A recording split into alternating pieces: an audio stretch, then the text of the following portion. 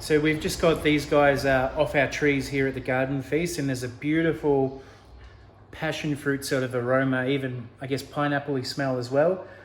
So these are quite fresh and amazing product at the moment. So I'm just giving this quince a bit of a clean. They have a fur that just naturally comes on them, so I'm just wiping off, and it's also just going to get any of the stuff we don't really want in our jam off as well. So I've got my quince, I'm just going to give it a good grate. Just obviously watch just feeling for the stone when I get to the stone, and then I'll turn it around. As you can see, I've hit the stone, and I'll just give it a bit of a flip around and do the same again.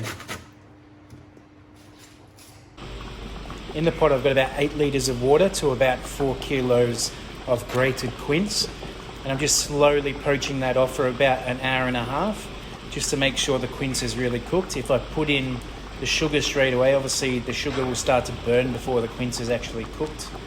I've also added some of the seed from the quince just to help get some of that pectin in there, so I don't have to use too much pectin powder. Okay, so I'm going to add my sugar, and what I normally do with a lot of my jams, I don't use all caster sugar. I like to use a little bit of brown sugar as well. So this one I've done 1 kilo of brown sugar and 1.5 kilos of caster sugar. I just think it gives it like a more of a molassesy flavour, and it doesn't become too sickly sweet, which is something I try and do with a lot of the jams we do here. So I'm just going to let that dissolve, give it a mix, and just continue that process of cooking it out. And the colour will start to change now with the sugar as well, and we'll start to go a bit more of a red colour. Got our pectin powder here, which you can buy from pretty much all good health food shops, and this is going to give us our jelly-like consistency, that jammy consistency. So I'm just going to rein that in. Now you just add it and let it cook away, and then I'll show you a way how you test it. You might need to add more as you go, and we'll just let that cook for about 20 minutes, and then we'll give it a test, and we'll go from there.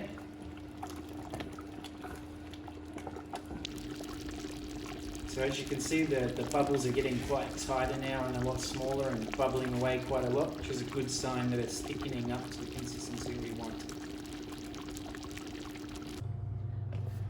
So I've just got a steel tray. You can use a bowl at home if you a plate, and just put it in the freezer or fridge and get it nice and cold. And we're just going to place our jam on that, and we'll check the thickness. So I've just got this tray that I've had in the freezer, and I'm just going to give the jam a bit of a mix and just plonk some on the tray, let it sit, give it a bit of a shake. And this is going to show you how thick it's going to be when it starts to go cold, because obviously it still looks quite runny at the moment because it's still got quite a bit of heat through it still.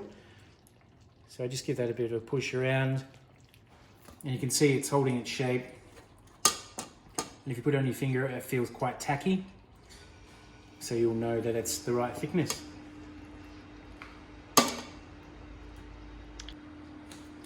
So there's quite a nice sort of molassesy smell at the moment that's coming from the brown sugar and the quince. It's a really nice sort of flavour at the moment. So now we're going to take that off the heat. I'll let it cool a little bit so it's a little bit safer. So now we'll put it into the jars. So we've got some jars here that we've sterilised through our wash machine, so everything's nice and clean. And I'll fill the jams, trying not to make a mess whenever possible.